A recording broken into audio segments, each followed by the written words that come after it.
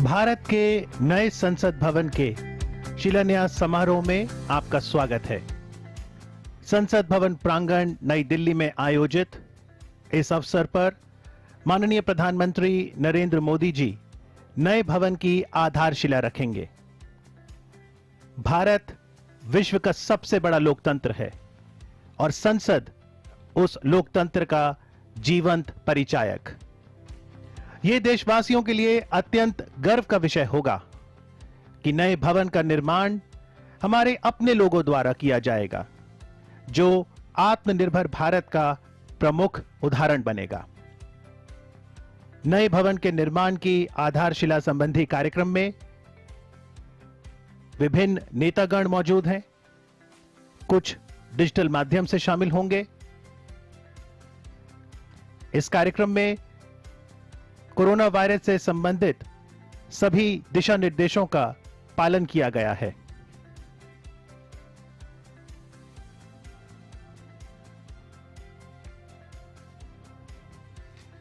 In a short while from now, Honorable Prime Minister Shri Narendra Modi will be arriving here at the venue to lay the foundation stone of the new Parliament building.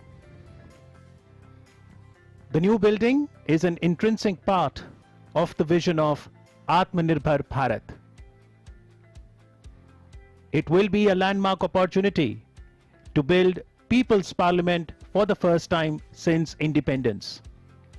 We can see the arrival of the Honorable Prime Minister being greeted there in the traditional manner.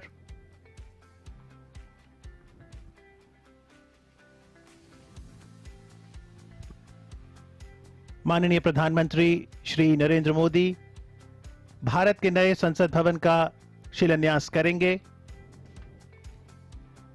हमारी संस्कृति, हमारी पहचान। नादस्वरम और दोलू वाद्य यंत्रों द्वारा मंगल ध्वनि से प्रधानमंत्री जी का अभिनंदन। विधिवत भूमि पूजन के लिए बहुत ही सुंदर मंडप सजाया गया है।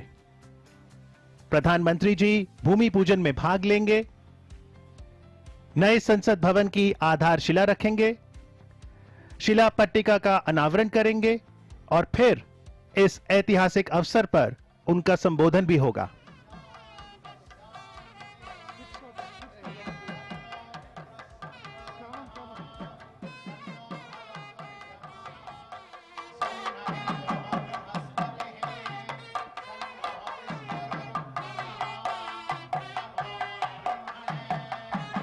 भारत की परंपरा है शुभ कार्य का आरंभ रिद्धि सिद्धि के दाता गणेश वंदना से होता है। संकल्प की सिद्धि के लिए सभी देवताओं से प्रार्थना की जाएगी।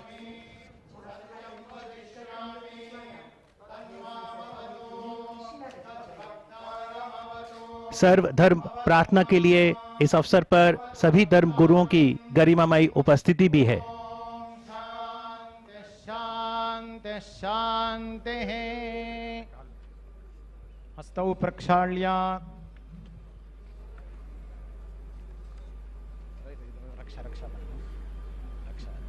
अपवित्रः पवित्रो वा सर्वावस्थांगतोऽपि वा यस्मरेत् पुण्डरीकाक्षं सबाह्याभ्यन्तरः शुचिः पुण्डरीकाक्षः पुनातो पुण्डरीकाक्षः पुनातो पुण्डरीकाक्षः पुनातो येन बद्धो केशवाय नमः नारायणाय नमः माधवाय नमः गोविंदाय नमः विष्णवे नमः मधुसूदनाय नमः त्रिविक्रमाय नमः वामनाय नमः श्रीधराय नमः ऋषिकेशाय नमः पद्मनाभाय नमः दामोदराय नमः श्री महागणपतये नमः लक्ष्मीनारायणाभ्यां नमः उमामहेश्वराभ्यां नमः वाणी हिरण्यगर्भाभ्यां नमः शचे पुरंदराभ्यां नमः अरुन्धते वसिष्ठाभ्यां नमः सीतारामाभ्यां नमः दुर्गायै नमः गणपतये नमः क्षेत्रपालाय नमः वास्तुपुरुषाय नमः मातृभ्यो नमः पितृभ्यो नमः गुरुभ्यो नमः आचार्येभ्यो नमः इष्टदेवताभ्यो नमः कुलदेवताभ्यो नमः ग्रामदेवताभ्यो नमः स्थानदेवताभ्यो नमः वास्तुदेवताभ्यो नमः सर्वेभ्यो देवेभ्यो नमः सर्वेभ्यो महाजनेभ्यो नमः करिष्यमाणस्य कर्मणः आरम्भमुहूर्तः सुमुहूर्तोऽस्त्वित्यनुगृह्णन्तु सुमुहूर्तोऽस्तु तदेव लग्नं सुदिनं तदेव ताराबलं चन्द्रबलं तदेव विद्याबलं दैवबलं तदेव लक्ष्मीपते तेऽङ्घ्रियुगं स्मरामि ध्रुवं ते राजा वरुणो ध्रुवं देवो बृहस्पतिः ध्रुवं त इन्द्रश्चाग्निश्च राष्ट्रं धारयतां ध्रुवम् तीक्ष्णदंष्ट्रमहाकाय कल्पान्तदहनोपमा भैरवाय नमस्तुभ्यम् अनुज्ञां दातुमर्हसि भैरवाय नमः।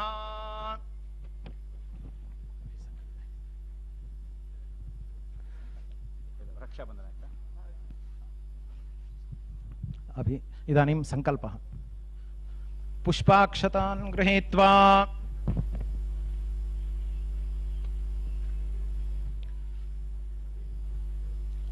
शुभतिथौ अमुकगोत्रः नरेन्द्र दामोदर दास मोदी नाम अहम् एतद्देश प्रतिनिधिभूतः एतद्देशवासिनां सर्वेषां सज्जनानां योगक्षेमार्थं राष्ट्रविरोधिनां निबर्हणद्वारा जनानां चित्तशान्ति चित्तस्थैर्य संतोषादि अभिवृद्ध्यर्थं एतद्देश वासिनां परस्पर विद्वेष परस्पर निंदा परस्पर हिंसादीनां निवृत्त्यर्थं परस्पर सौमनस्य सिद्ध्यर्थं एतद्देश परिपालन समये मुख्यामात्य महोदयेन अन्यैः सचिवादिभिश्च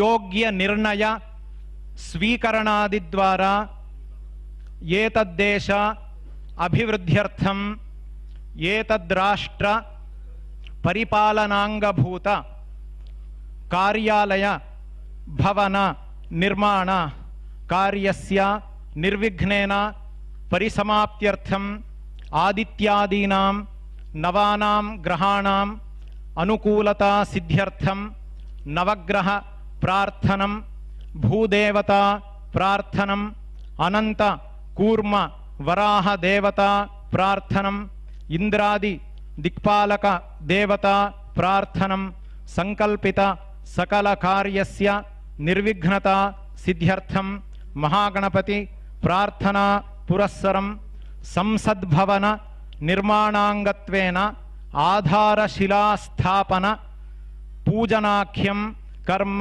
करिष्ये। मुदैति सर्वं तत्सुप्तस्य तथैवेति दूरंगमं ज्योतिषां ज्योतिरेकं तन्मे मनः शिव संकल्पमस्तु। नमो गुरुभ्यो गुरुपादुकाभ्यो नमः परेभ्यः परपादुकाभ्यः आचार्य सिद्धेश्वर पादुकाभ्यो नमोस्तु लक्ष्मीपति पादुकाभ्यः श्री सद्गुरु चरणारविन्दाभ्यां नमः। सुमुखश्चैकदन्तश्च कपिलो गजकर्णकः लंबोदरश्च विकटो विघ्नराजो गणाधिपः धूमकेतुर्गणाध्यक्षः फालचन्द्रो गजाननः। द्वादशैतानि नामानि यः पठेत् शृणुयादपि विद्यारम्भे विवाहे च प्रवेशे निर्गमे तथा संग्रामे सर्वकार्येषु विघ्नस्तस्य न जायते। शुक्लाम्बरधरं विष्णुं शशिवर्णं चतुर्भुजं प्रसन्नवदनं ध्यायेत् सर्वविघ्नोपशान्तये। अभीप्सितार्थसिद्ध्यर्थं पूजितो यस्वरैरपि सर्वविघ्नच्छिदे तस्मै गणाधिपतये नमः। गणानां त्वा गणपतिगुं हवामहे कविं कवीनामुपमश्रवस्तमम् ज्येष्ठराजं ब्रह्मणां ब्रह्मणस्पत आनः शृण्वन्नोतिभिः सीदसादनम्। नमो व्रातपतये नमो गणपतये नमः प्रमथपतये नमस्ते अस्तु लंबोदरायैकदन्ताय विघ्ननाशिने शिवसुताय श्रीवरदमूर्तये नमः नमः। वक्रतुण्ड महाकाय सूर्यकोटिसमप्रभा निर्विघ्नं कुरु मे देव सर्वकार्येषु सर्वदा। श्री महागणपतये नमः। सर्वोपचारार्थे गंधाक्षतपत्र पुष्पाणि समर्पयामि। क्षेत्रस्य पतिना वयगं हित। अभी नया संसद भवन के निर्माण हेतु सभी कार्य निर्विघ्न से संपन्न हो, इसलिए भगवान गणेश जी का सबसे पहले प्रार्थना की गई है। सुबह से हमने पूजा सब कुछ किया हुआ था। अब इसके उपरांत क्षेत्रपाल की प्रार्थना करके उसके बाद भूमाता की प्रार्थना करेंगे।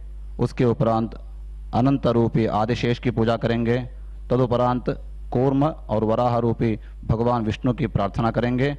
नवग्रह की प्रार्थना करके नवरत्न से भरा आधारशिला की स्थापना की जाएगी। उसके बाद में नवधान्य, नवरत्न और पंचधातु से भरा हुआ कलश की स्थापना होंगे। उसके बाद शंकु स्थापना किया जाएगा। सबसे अंतिम में आधारशिला सबसे प्रमुख शिलान्यास भी किया जाएगा। अभी क्षेत्रपाल की प्रार्थना करेंगे। क्षेत्रस्य पतिना भयगुं हितेन भजयामसि। गामश्वं पोषयित्वा सनो मृडाति दृशे। क्षेत्रपालाय नमः। सूर्य शौर्यमथेन्दुरिन्द्र पदवीं सन्मङ्गलं मङ्गलः। सद्बुद्धिं च बुधो गुरुश्च गुरुतां शुक्रः शुभं शनिः। राहुर्बाहुबलं करोतु विपुलं केतुः कुलस्योन्नतिम्। नित्यं प्रीतिकरा भवन्तु सततं सर्वेऽनुकूलाग्रहाः। आरोग्यं पद्मबन्धुर्वितरतु नितरां सम्पदं शीतरश्मिः। भूलाभं भूमिपुत्रः सकलगुणयुतां वाग्विभूतिं च सौम्यः। सौभाग्यं देवमन्त्री रिपुभयशमनं भार्गवः शौर्यमार्किः। दीर्घायुः सैंहिकेयो विपुलतरयशः केतुराचन्द्रतारम्। अरिष्टानि प्रणश्यन्तु दुरितानि भयानि च। शान्तिरस्तु शुभं मेस्तु ग्रहाः कुर्वन्तु मङ्गलम्। नमः सूर्याय चन्द्राय मङ्गलाय बुधाय च। गुरुशुक्रशनिभ्यश्च राहवे केतवे नमः। आदित्यादिनवग्रहेभ्यो नमः। इन्द्राद्यष्टदिक्पालकेभ्यो नमः। श्यामां विचित्रां शुकरत्नभूषणां पद्मासनां तुङ्गपयोधरानताम्। इन्दीवरे द्वे नवशालिमञ्जरीं शुकं दधानां वसुधा भजामहे। वराङ्कुशौ पाशमभीतिमुद्रां करैर्वहन्तीं कमलासनस्थाम्। बालार्ककोटिप्रतिभां त्रिनेत्रां भजेऽहमम्बां जगदीश्वरीं ताम्। महेद्यौः पृथिवी च न इमं यज्ञं मिमिक्षताम्। पिप्रतान्नो भरीमभिः धनुर्धरायै विद्महे सर्वसिद्ध्यै च धीमहि तन्नो धरा प्रचोदयात्। भूदेव्यै नमः। सर्वोपचारार्थे गन्धाक्षतपत्र पुष्पाणि समर्पयामि। खननार्थमनुज्ञां देहि। ओम ह्रीं स्फुर स्फुर प्रस्फुर प्रस्फुर घोर घोर तरतनुरूप चट चट प्रचट प्रचट कह कह वम वम बंध बंध घातय घातय हुंफट श्लीं पशु हुंफट।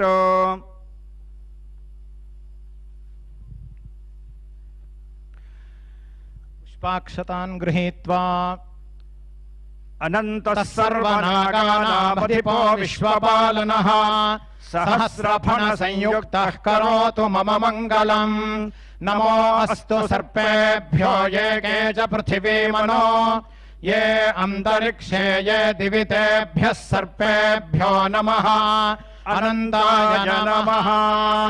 निजपृष्ठपरिश्रान्तमन्तरग्रावकोटिभिः कण्डोति सुखसुप्ताय नमः। कूर्माय विष्णवे इदं विष्णुर्विचक्रमे त्रेधा निदधे पदम्। समूढमस्य पागुं सुरे कूर्मरूपिणे विष्णवे नमः। आस्ते मुक्ता सकलवत्सकलापि वसुन्धरा यस्य दंष्ट्रान्तरे तस्मै नमः। क्रोडाय विष्णवे त्रीणि पदा विचक्रमे विष्णुर्गोपा अदाभ्यः। अतो धर्माणि धारयन् वराहरूपिणे श्रीविष्णवे नमः। सर्वोपचारार्थे गन्धाक्षतपत्रपुष्पाणि समर्पयामि। आदित्यादिनवग्रहाः शुभकरा मेषादयो राशयः नक्षत्राणि सयोगकाश्च तिथयस्तद्देवतास्तद्गणाः मासाब्धा ऋतवस्तथैव दिवसा सन्ध्यास्तथा रात्रयः सर्वे स्थावरजङ्गमाः प्रतिदिनं कुर्यात् सदा मङ्गलम्। आधारशिलास्थापनलग्नकाले नवग्रहाः सुप्रीताः सुप्रसन्ना वरदा भवन्तु सुमुहूर्तः सावधानाः सुलग्नाः सावधानाः। तदेव लग्नं सुदिनं तदेव ताराबलं चन्द्रबलं तदेव विद्याबलं दैवबलं तदेव लक्ष्मीपते तेऽङ्घ्रियुगं स्मरामि। ध्रुवाद्यौर्ध्रुवा पृथिवी ध्रुवासः पर्वता इमे ध्रुवं विश्वमिदं जगद्ध्रुवो राजा विशामयम् ध्रुवं ते राजा वरुणो ध्रुवं देवो बृहस्पतिः ध्रुवं त इन्द्रश्चाग्निश्च राष्ट्रं धारयतां ध्रुवम्। गृह वै प्रतिष्ठा सूक्तं तत्प्रतिष्ठितमया वाचा स्तव्यम् तस्माद्यद्यपि दूर इव पशून् लभते गृहामेवैनालाजिगमिषति गृहा हि पशूनां प्रतिष्ठा प्रतिष्ठा। नर्य प्रजां मे गोपाय अमृतत्वाय जीवसे जाताञ्जनिष्यमाणाञ्च अमृते सत्ये प्रतिष्ठिता। आधारशिलास्थापन मुहूर्तः सुमुहूर्तोऽस्मित्यनुगृह्णन्तु।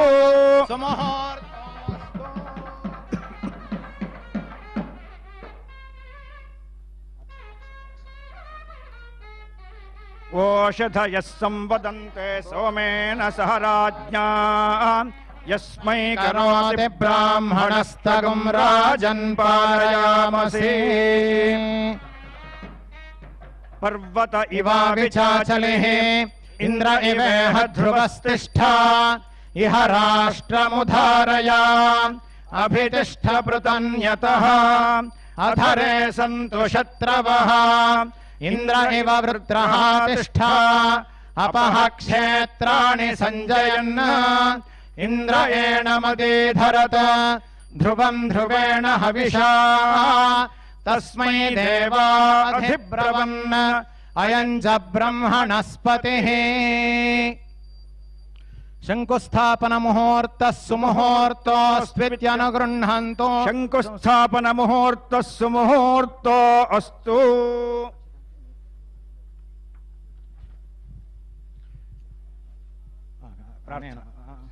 प्रार्थना त्वमेव परमाशक्तिस्त्वमेवासनधारिका देवाज्ञया त्वया देवि स्थातव्यमिह सर्वदा। स्थितं चराचरं यस्यां रत्नानां निधिरव्ययः सा त्वं ब्रह्मशिलारूपां तिष्ठात्र धरणी स्थिरा। यावच्चन्द्रश्च सूर्यश्च यावत्तिष्ठति मेदिनी तावत्त्वयात्र देवेशि स्थातव्यं हितकाम्यया। आधारशिलायै नमः।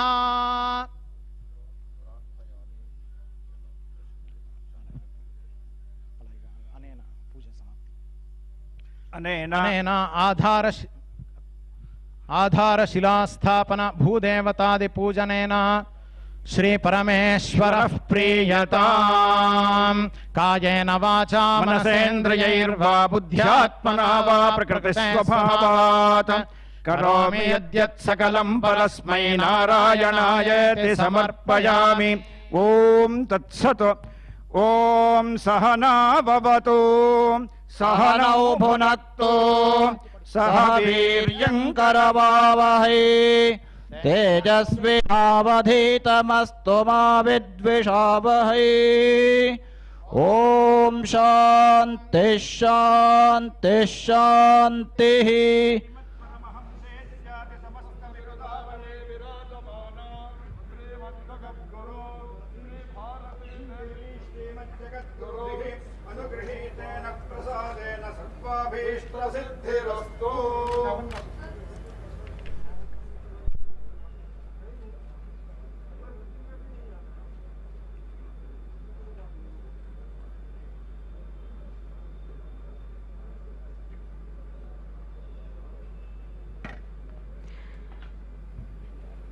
पारंपरिक विधि विधान से संपन्न हुए शिलान्यास पूजन के अंत में माननीय प्रधानमंत्री जी के बाद लोकसभा अध्यक्ष, राज्यसभा के उपसभापति, संसदीय कार्य मंत्री और आवासन एवं शहरी कार्य मंत्री भूमि पूजन सामग्री अर्पित कर रहे हैं। वासिष्ठे पशुभिश्चाप्नुहि प्रजाः भद्रे काश्यपदायादे प्रजानां भद्रमावह। जये भार्गवदायादे प्रजानां जयमावह। पूर्णे भार्गवदायादे पूर्णकामां प्रजां कुरु।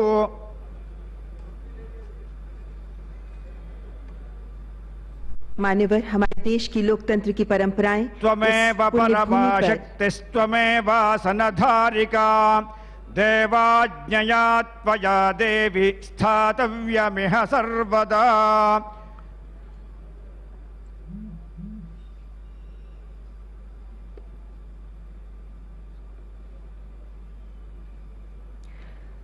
Ladies and gentlemen, the auspicious ceremony of laying of foundation stone has been concluded, and now Honorable Prime Minister is proceeding to unveil the plaque. माननीय प्रधानमंत्री जी के कर कमलों द्वारा नए संसद भवन का शिलान्यास संपन्न हो गया है। अब प्रधानमंत्री जी पट्टिका का अनावरण करेंगे। मान्यवर, हमारे देश में लोकतंत्र की परंपराएं इस पुण्य भूमि पर हमारे यशस्वी पूर्वजों की हजारों वर्ष पुरानी पीढ़ियों से चली आ रही हैं, निरंतर समृद्ध और मजबूत हो रही हैं। वैदिक ऋषि कामना करते हैं, ओम सहनाववतु सहनौ भुनक्तु सह वीर करवावहै तेजस्विनावधीतमस्तु मा विद्विषावहै।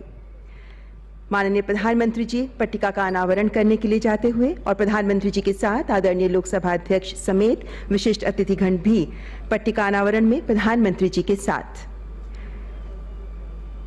माननीय प्रधानमंत्री जी द्वारा नए संसद भवन की स्मृति पट्टिका का अनावरण, जिस पर अंकित है 10 दिसंबर 2020 की वो तारीख जब कोरोना काल में पूरा विश्व आशंकित है।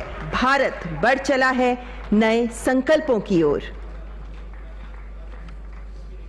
किसी राष्ट्र के इतिहास में कुछ अवसर मील पत्थर जैसे होते हैं, जब राष्ट्र अपनी गौरवमय यात्रा को पीछे मुड़कर देखता है और गर्व तथा विश्वास के साथ अगला महत्वपूर्ण कदम रखता है। आज संसद के नए भवन की इमारत का शिलान्यास भी ऐसा ही एक कदम है।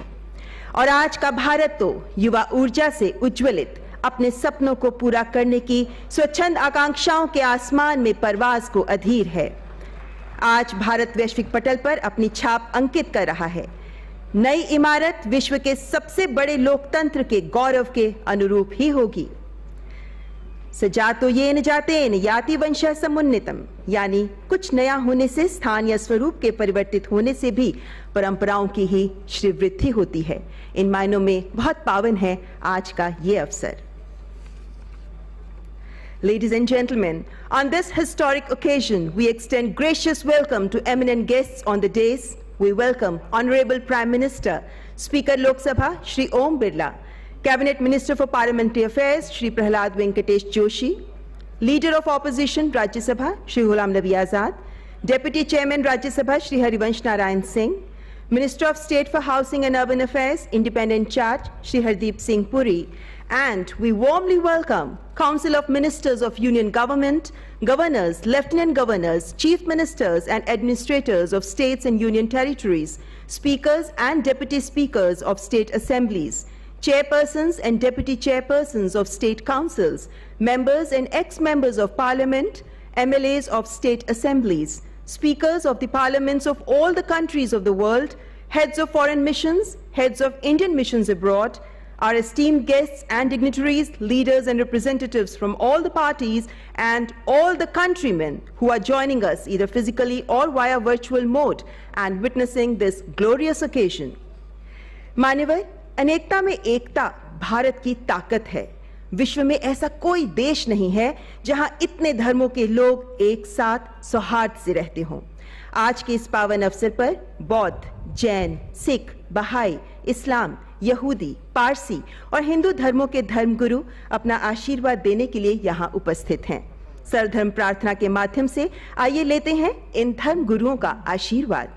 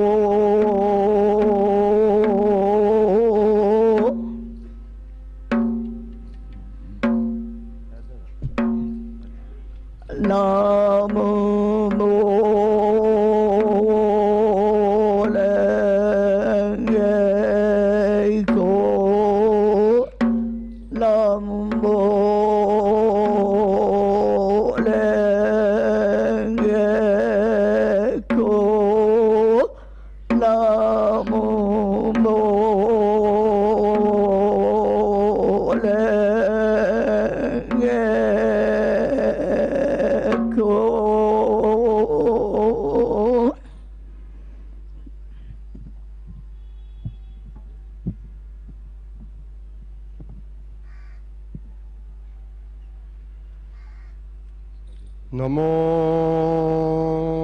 तस्सा भगवतो अरहतो सम्मा सम्बुद्धास्सा।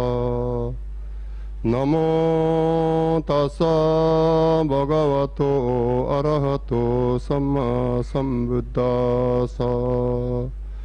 नमो तस्सा भगवतो अरहतो सम्मा सम्बुद्धास्सा।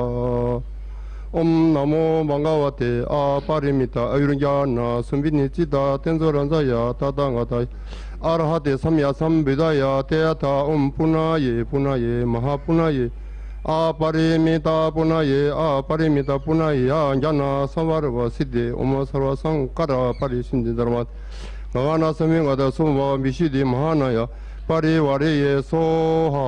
ओम नमो भगवते बिगाजे गुरु मिंद्रुया परमानंदया तदांगदाय अरहते सम्या सम्बुद्धाया तेयथा बेगाजे बेगाजे महाबेगाजे बेगाजे रंजा समिंगदे ये सोहा। ओम ये धर्म हे तुबामा हे तुंदे खेंदादांगद हे वादेदे खेंदायुनिरुन एवामदि महाशर्मानये सोहा महाशर्मानये सोहा। जितेयाबे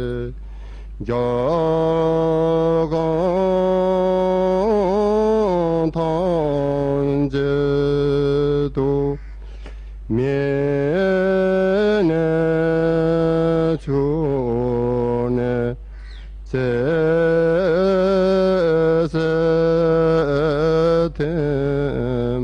제세템바소 마투무게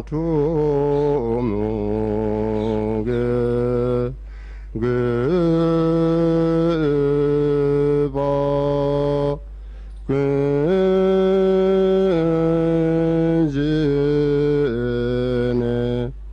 제레네메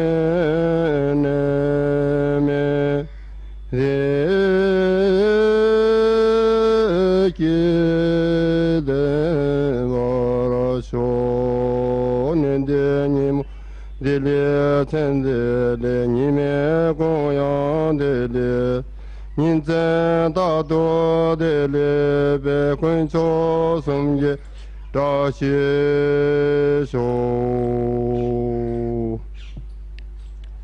प्रभु यीशु ने कहा, तुम में से कौन है जो घर बनाना चाहता हो और पहले बैठकर खर्च ना जोड़े कि पूरा करने की समर्थ मेरे पास है कि नहीं। कहीं ऐसा ना हो कि जब वह नींव डाल ले पर तैयार ना कर सके तो सब देखने वाले यह कहकर उसे ठट्ठों में उड़ाने लगें, यह मनुष्य बनाने तो लगा पर तैयार ना कर सका। Then in the presence of the people, Solomon went and stood in front of the altar, where he raised his arms and prayed, Lord God of Israel, there is no God like you in heaven above or on earth below. You keep your covenant with your people and show them your love when they live in wholehearted obedience to you. You have kept the promise you made to my father David. Today, every word has been fulfilled. And now, Lord God of Israel, I pray that you will also keep the other promises you made to my father when you told him that there would always be one of his descendants ruling as king of Israel, provided they obeyed you as carefully as he did. So now, O God of Israel, let everything come true that you promised my father David, your servant. प्रभु यीशु ने कहा, इसलिए जो कोई मेरी ये बातें सुनकर उन्हें मानता है वह उस बुद्धिमान मनुष्य के समान ठहरेगा जिसने अपना घर चट्टान पर बनाया और मेघ बरसा और बाढ़ आई और आंधियां चलीं और उस घर से टकराईं, फिर भी वह नहीं गिरा क्योंकि उसकी नींव चट्टान पर डाली गई थी। परमेश्वर अपने वचन के पढ़े सुने जाने पर आशीष दे। आमीन।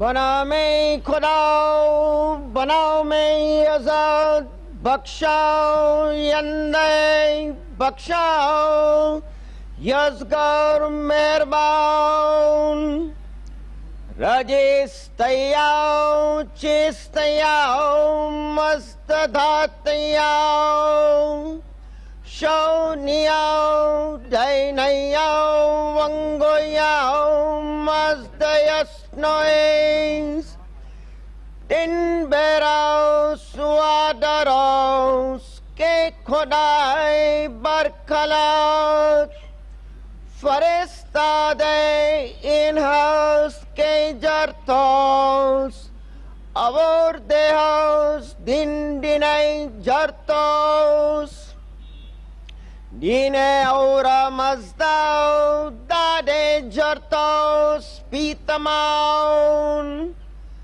शोने अशेम वहो वैस्ते मस्तें, उस्ता अस्ते उस्ता हमाई, याद अशाई वैस्ता यशेम। बहाई प्रार्थना। हे मेरे परमेश्वर, हे मेरे परमेश्वर, अपने सेवकों के हृदय को मिलाकर एक कर दे और उनके समक्ष अपने महान उद्देश्य प्रकट कर, तेरे आदेशों का अनुसरण कर सके और तेरे विधि विधानों का पालन कर सके, इस योग्य उन्हें बना।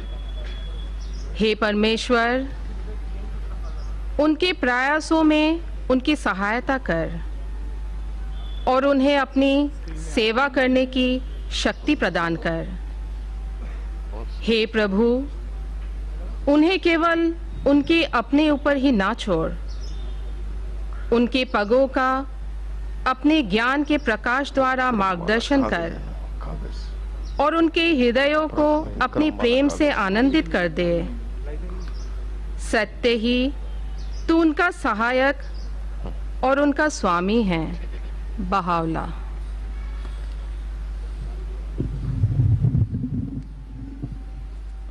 Prayer from Judaism.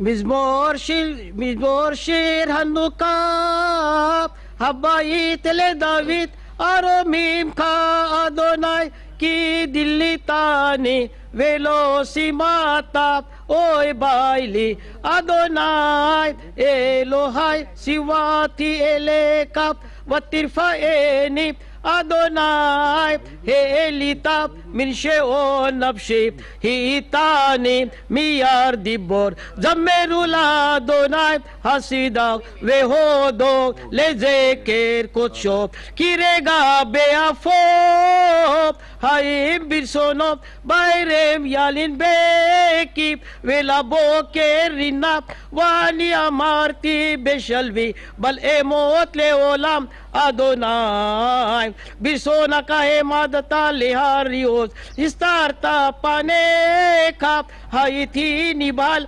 Eleka Adonai ekrab Vet Adonai ethanan Mabesa bedami Beritiet shahad Hayodaka afar Ayagit amiteka Shema Adonai Vehoneni Adonai Heye ozerli Afakta mispedi Lema holali Pitata saki Vate azereni simka Lema Ezemerka kabot velo idom Adonai Elohai Leulam odeka Psalm 23. The Lord is my shepherd, I shall not want. He makes me to lie down in green pastures. He leads me gently beside the still waters. He refreshes my soul. He guides me in the paths of righteousness for his name's sake. Yea, though I walk through the valley of the shadow of death, I will fear no evil, because God is with me. Thy rod, thy staff, they comfort me. Thou preparest a table for me in the presence of mine adversaries. Thou hast anointed my head with oil. My cup overflows. Surely goodness and mercy shall follow me all the days of my life, and I shall dwell in the house of the Lord for length of days. Amen. أعوذ بالله من الشيطان الرجيم بسم الله الرحمن الرحيم الحمد لله رب العالمين الرحمن الرحيم مالك يوم الدين إياك نعبد وإياك نستعين اهدنا الصراط المستقيم صراط الذين أنعمت عليهم غير المغضوب عليهم ولا الضالين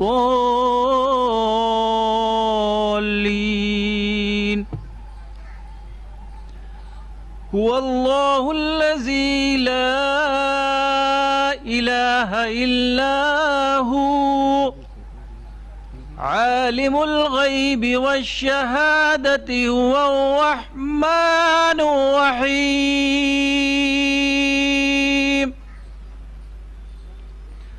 هو الله الذي لا إله إلا هو الملك القدوس السلام المؤمن المهيمن العزيز الجبار المتكبر سبحان الله عما يشركون هو الله الخالق البارئ المصور له الأسماء الحسنى يسبح له ما في السماوات والأرض وهو العزيز الحكيم صدق الله العظيم.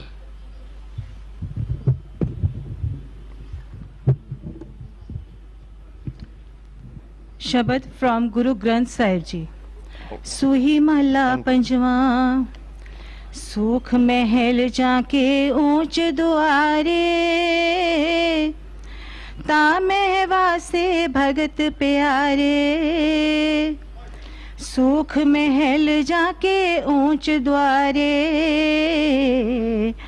तामेवा से भगत प्यारे। सहज कथा प्रभ की अति मीठी, विरले काहू नेत्रों डिठी रहाओ, तह गीत नाद अखारे संगा, उहाँ संत करे हर रंगा। तह मरण न जीवन सोग न हर खा, साच नाम की अमृत वर्खा। तह मरण न जीवन सोग न हर खा, साच नाम की अमृत वर्खा। गोहज कथा ए गुर ते जानी, नानक बोले हर हर बाणी। गोहज कथा ए गुर ते जानी, नानक बोले हर हर बाणी। वाहिगुरु जी का खालसा, वाहिगुरु जी की फतेह। नए संसद भवन के शिलान्यास समारोह के शुभारंभ पर भगवान महावीर की वाणी में जैन प्रार्थना। नमो अरहंताणम, नमो सिद्धाणम, नमो आयर्याणम, नमो उवज्झायाणम, नमो लोये सब्ब साहुणम।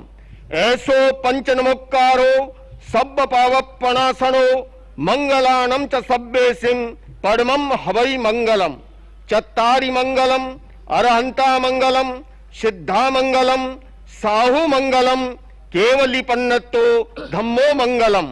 चत्तारि लोकोत्तमा, अरहंता लोकोत्तमा, सिद्धा लोकोत्तमा, साहु लोकोत्तमा, केवली पन्नतो धम्मो लोकोत्तमो।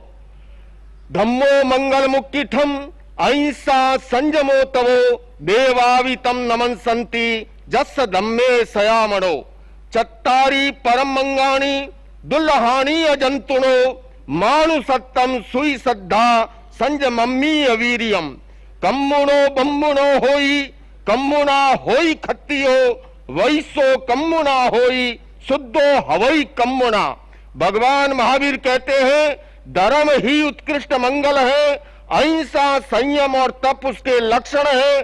जो इस धर्म में रत रहता है देवता भी उसे नमन करते हैं। मनुष्य जीवन दुर्लभ है और धर्म का श्रवण, उस पर श्रद्धा और संयम में पराक्रम ये उससे भी दुर्लभ है। मनुष्य जन्म से नहीं कर्म से महान होता है। कर्म से ही ब्राह्मण, कर्म से ही क्षत्रिय, कर्म से ही वैश्य और कर्म से ही शूद्र होता है। हे मानव, तू श्रेष्ठ कर्म कर। ओम शांति शांति शांति। नमो जिडाणम। नए संसद भवन के भूमि पूजन के शुभ अवसर पर प्राकृत भाषा में गाथा के साथ ही जैन प्रार्थना, संस्कृत भाषा मंगलाष्टक एवं महावीराष्टक स्तोत्र। हेस सुरासुर मणु सिंध वंदेदम, धोधे घाई कम्मलम, पड़मामि वड्ढमाणम, तीर्थम धम्मस्य कतारम, अरिहन्तो भगवन्त इंद्र महिताः, सिद्धाश सिद्धीश्वराः, आचार्या जिन शासनोन्नतिकराः, पूज्या उपाध्यायका, श्री सिद्धांत सुपाठका मुनिवराः, रत्नत्रयाराधका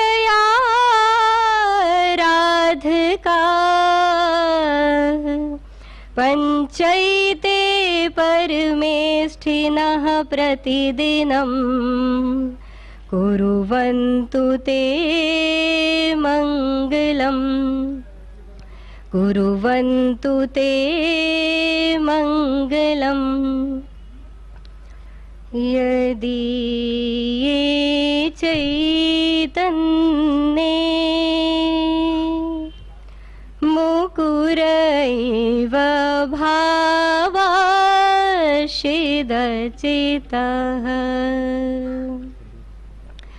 समं भान्ति ध्रुव्य व्ययजनिलसन्तोऽन्तरहिता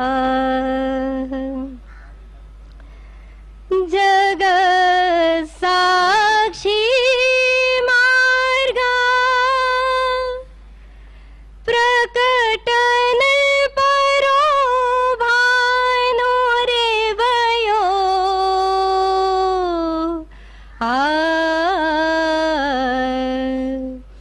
महावीर स्वामी नयन पथगामी भवतु मे। जैनम जयतु शासनम। जय जिनेन्द्र उत्तम क्षमा।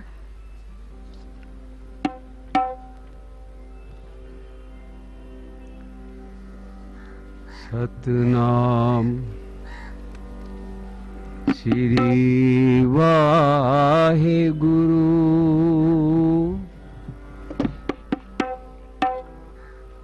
सतगुरु तुमरे काज सवारे सतगुरु तुमरे काज सवारे थिर कर बैसो हर जन प्यारे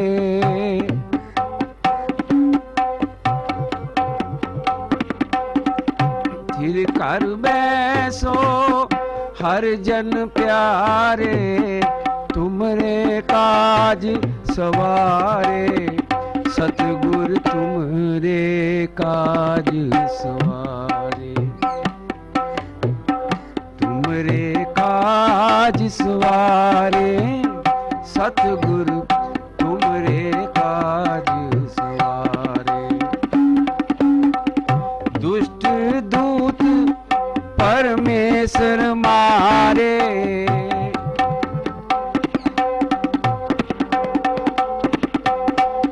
जन की पैज रखी कर तारे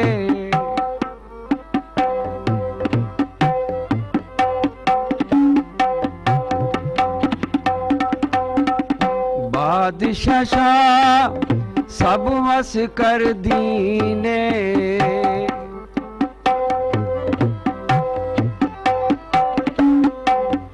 बादशाह सब वस कर दीने अमृत नाम महारस पीने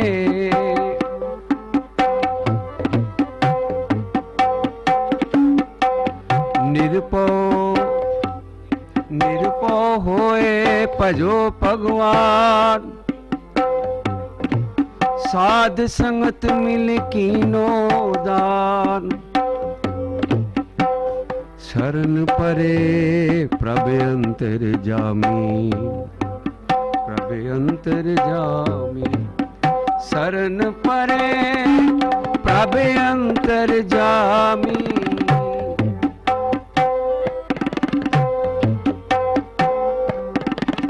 शरण परे प्रभ अंतर जामी नानक ओट पकड़ी प्रभ स्वामी तुमरे काज सवारे सतगुर तुमरे काज सवारे तुमरे काज सवारे सतगुरु काज सवारे। सतनाम वाहेगुरु सतनाम वाहेगुरु सतनाम वाहेगुरु सतनाम वाहेगुरु तुमरे काज सवारे।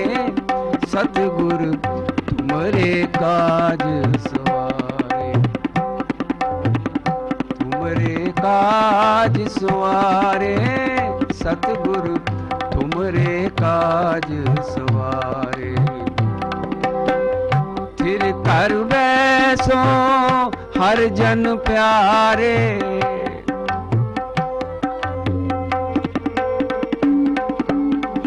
थिर कर बैसो हर जन प्यारे तुमरे काज सवारे।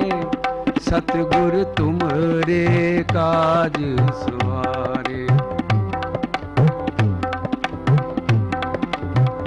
सतगुरु तुमरे काज सवारे। थिर कर बैसो हर जन प्यारे तुमरे काज सवारे। सतगुरु तुमरे काज सवारे। सतगुरु तुमरे काज सवारे। सतगुरु तुमरे काज सवारे। ओम श्री सद्गुरु चरण कमलेभ्यो नमः।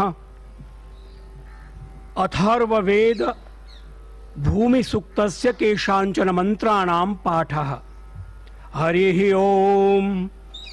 सत्यं बृहदृतमुग्रं दीक्षा तपो ब्रह्मयज्ञः पृथिवीं धारयन्ति। सानो भूतस्य भव्यस्य पत्न्यूरुं लोकं पृथिवी नः कृणोतु। गिरयस्ते पर्वताः हिमवन्तोरण्यं ते पृथिवीस्यो नमस्तु। बभ्रुं कृष्णां रोहिणीं विश्वरूपां ध्रुवां भूमिं पृथिवीमिन्द्रगुप्ताम्। अजीते हतो अक्षतोऽध्यष्ठां पृथिवीमहं। माता भूमिः पुत्रोऽहं पृथिव्याः। माता भूमिः पुत्रोऽहं पृथिव्याः। श्रीमद्भगवद्गीतायाः केषाञ्चन श्लोकानां पाठः। नैनं छिन्दन्ति शस्त्राणि नैनं दहति पावकः न चैनं क्लेदयन्त्यापो न शोषयति मारुतः। हतो वा प्राप्स्यसि स्वर्गं जित्वा वा भोक्ष्यसे महीम्। तस्मादुत्तिष्ठ कौन्तेय युद्धाय कृतनिश्चय। यदा यदा हि धर्मस्य ग्लानिर्भवति भारत अभ्युत्थानमधर्मस्य तदात्मानं सृजाम्यहम्। परित्राणाय साधूनां विनाशाय च दुष्कृताम् धर्म संस्थापनार्थाय संभवामि युगे युगे। कर्मण्येवाधिकारस्ते मा फलेषु कदाचन मा कर्मफल हेतुर्भूः मा ते संगोस्त्वकर्मणि। यद्यदाचरति श्रेष्ठः तत्तदेवेतरे जनाः। श्रद्धावान् लभते ज्ञानं तत्परः संयतेन्द्रियः। ज्ञानं लब्ध्वा परां शान्तिम् अचिरेणाधिगच्छति। सर्वधर्मान् परित्यज्य मामेकं शरणं व्रज।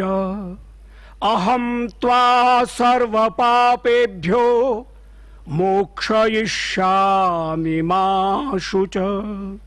ॐ पूर्णमदः पूर्णमिदं पूर्णात् पूर्णमुदच्यते पूर्णस्य पूर्णमादाय पूर्णमेवावशिष्यते। ॐ शान्तिः शान्तिः शान्तिः।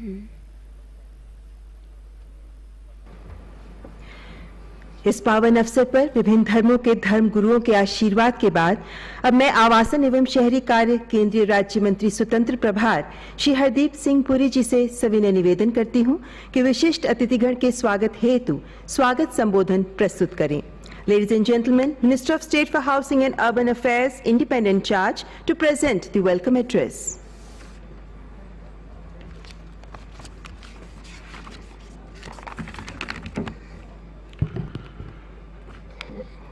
आदरणीय प्रधानमंत्री जी, माननीय सभापति महोदय,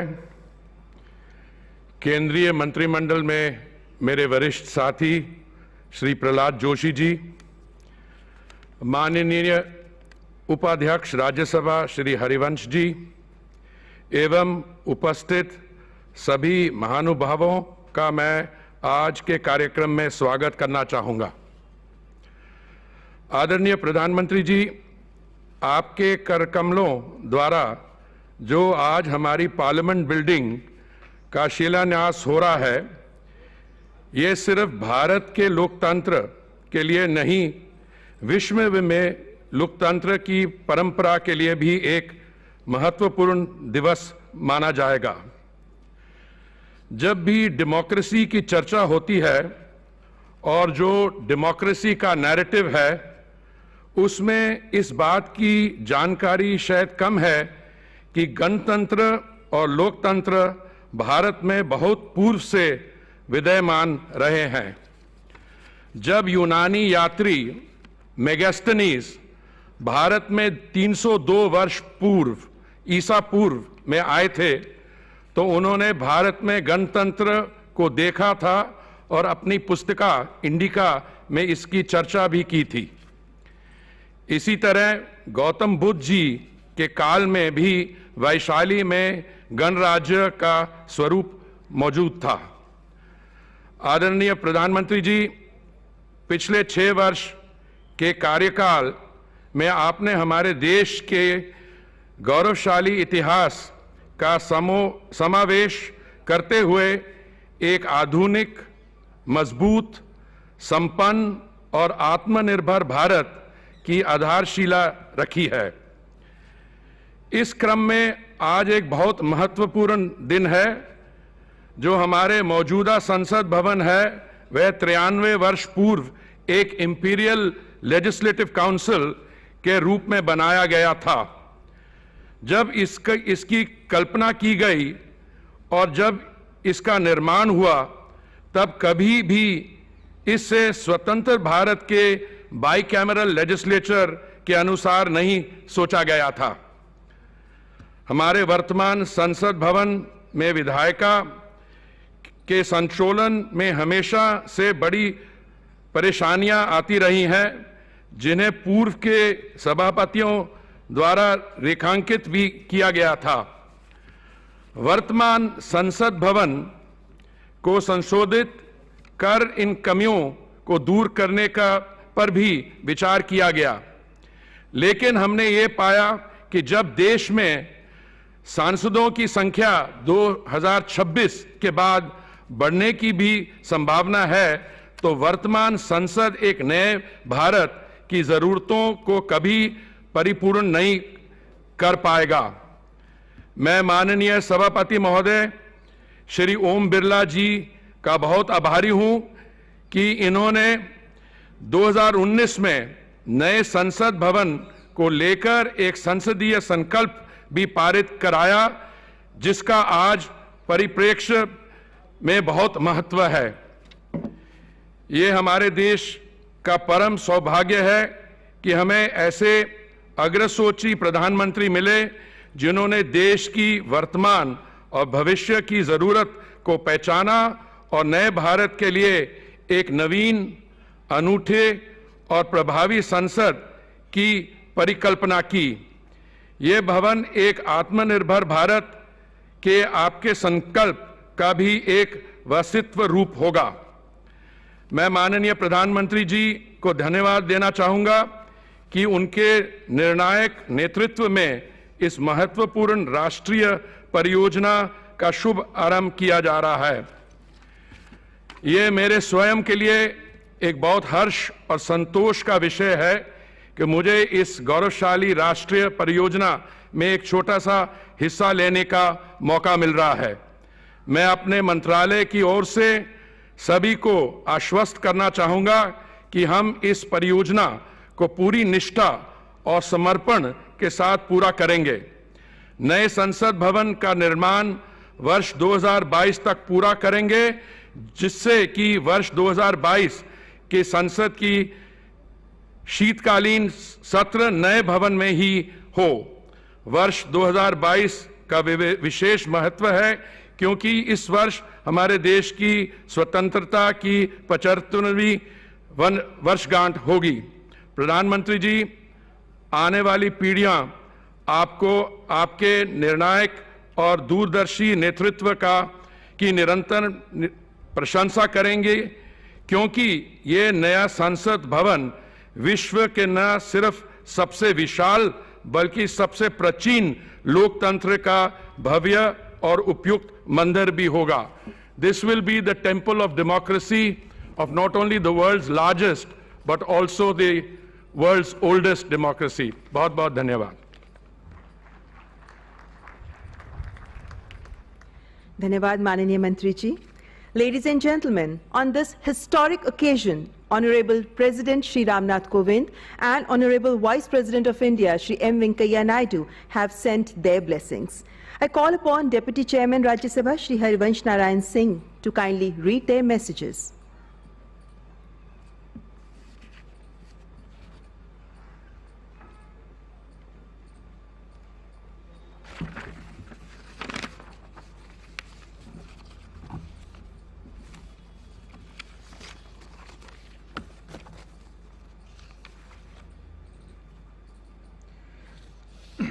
आदरणीय प्रधानमंत्री जी, माननीय स्पीकर लोकसभा श्री ओम बिरला जी, माननीय मंत्री श्री प्रहलाद जोशी जी, माननीय श्री हरदीप सिंह पुरी जी, इस ऐतिहासिक, पुनीत, यादगार, चिर प्रतीक्षित अवसर पर मौजूद सभी लोगों को मेरा नमस्कार, अभिनंदन। उपराष्ट्रपति जी, माननीय चेयरमैन राज्यसभा का संदेश पत्र का अंश आदरणीय प्रधानमंत्री जी के नाम। I am hopeful that your transformative vision, the Sat Sankalp, will get translated into Siddhi, and in the new parliament, the country's public representatives will find a congenial space to debate public issues in a collegial manner. We consolidate and build upon the strengths of our parliamentary system. It's my fervent hope that the new parliament will become the sacred venue for us to strengthen the India's democratic roots and propel it onto a faster, sustained, inclusive development trajectory. It should become a forum for building upon the ancient Indian traditions of debates and dialogues, arguments and agreements, analysis and synthesis, with a view to improving the quality of polity and the quality of life of every citizen in the country. महामहिम राष्ट्रपति जी का संदेश आदरणीय प्रधानमंत्री जी के नाम। It's my immense pleasure to extend hearty congratulations to you on this historic moment of laying the foundation stone for a new Parliament House. It's indeed a momentous milestone in the journey of our strong and vibrant democracy. In the process, the past will not be discarded. The heritage, if anything, will have a better chance of conservation. The new building will stand alongside the present Parliament House in harmony, joining our past with the future in seamless manner. I am glad to note that the design and interiors of the new Parliament complex have been planned to capture the richness and diversity of our regional arts, crafts, textiles, architecture and culture. Thus, it will be an expression of unity in diversity of our traditional ethos as well as values of the new India. As the new building, a new symbol of our national identity, is expected to be completed in 2022, it will be a truly monumental gesture for the nation celebrating 75 years of its independence. I compliment you for undertaking this project of such a scale and significance. My best wishes for the successful building of the new Parliament House, which will stand out as a creation of 135 crore Indians and will further cement India's place as the biggest and most inspiring democracy in the world. शिलान्यास के शुभ अवसर पर, इस यादगार अवसर पर पूर्व प्रधानमंत्री आदरणीय मनमोहन सिंह जी ने और पूर्व प्रधानमंत्री आदरणीय एच.डी. देवगौड़ा जी ने भी अपनी अपनी शुभकामनाएं भेजी हैं। साथ ही अनेक राज्यों के माननीय मुख्यमंत्रियों ने नए संसद भवन के फाउंडेशन लेइंग सेरेमनी के अवसर पर अपनी शुभकामनाएं भेजी हैं, बधाई संदेश दिया है। बहुत बहुत धन्यवाद।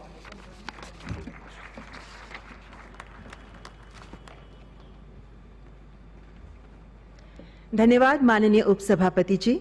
मान्यवर, अब मैं लोकसभा अध्यक्ष माननीय श्री ओम बिरला जी से विनम्र अनुरोध करती हूं कि अपने संबोधन से हमें अनुग्रहित करें।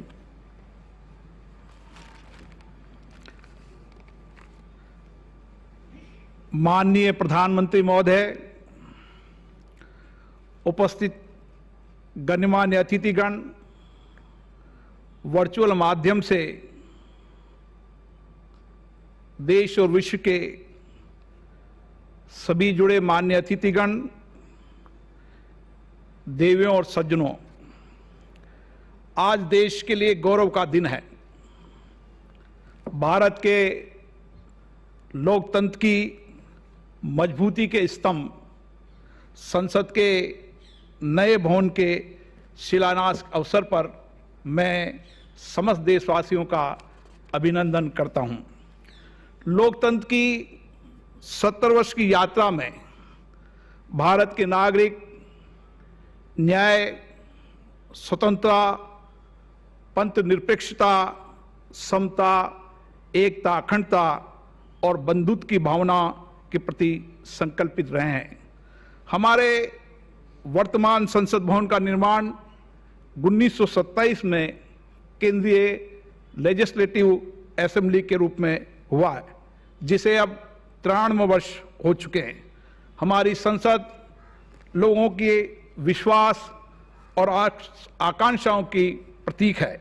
संसद भवन देश की आज़ादी, संविधान की रचना और अनेक ऐतिहासिक कानूनों के निर्माण की भी साक्षी रही है। लोकतंत्र के बढ़ते स्वरूप ने संसद और सांसदों का उत्तरदायित्व को बढ़ाया है। भविष्य में हमारे संवैधानिक दायित्वों को पूरा करने के लिए ये भवन में विस्तार की संभावना नहीं है। ऐसे में एक नए संसद भवन की आवश्यकता है।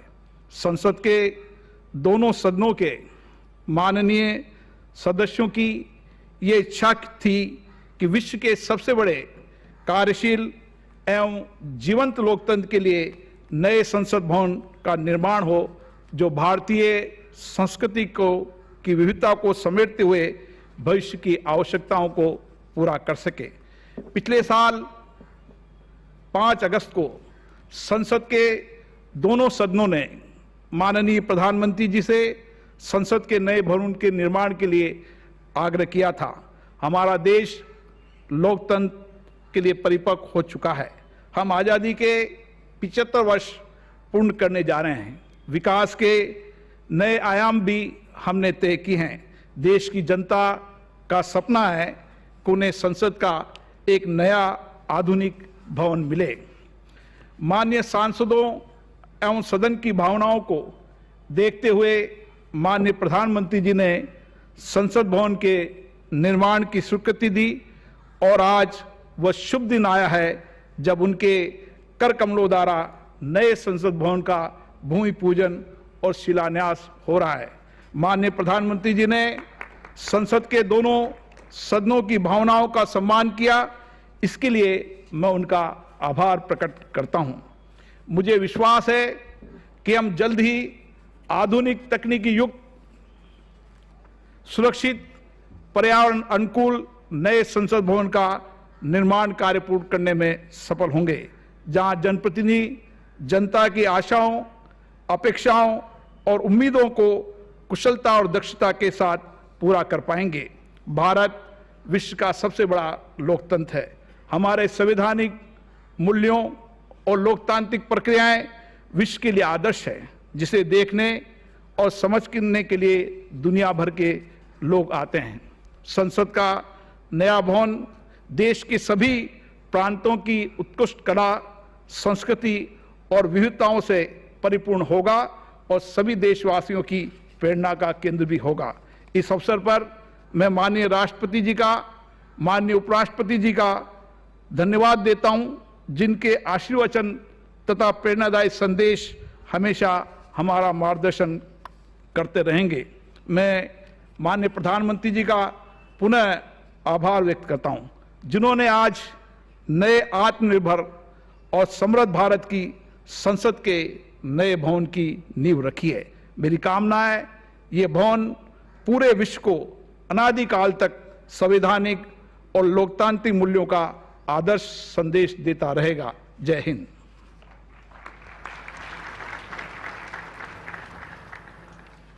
धन्यवाद माननीय लोकसभा अध्यक्ष जी। मान्यवर, भारत का लोकतंत्र और हमारी संसद समय की कसौटी पर खरे उतरे हैं, पहले से कहीं अधिक सुदृढ़ और मजबूत हुए हैं। नया संसद भवन न्यू इंडिया के आत्मनिर्भर भारत को प्रदर्शित करेगा। हमारे गौरवशाली इतिहास के साथ साथ भारत की विविधता और उद्यमिता का प्रतीक होगा। We present before you a short film on the new parliament building.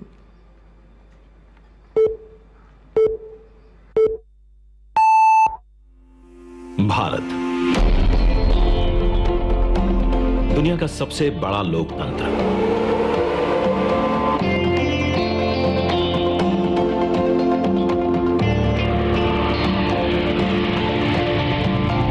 इस लोकतंत्र का मंदिर है संसद भवन, जहां होती है जन जन की आकांक्षाओं पर चर्चा और देश के भविष्य की दिशा तय। मौजूदा संसद भवन को बनाया गया था 100 साल पहले।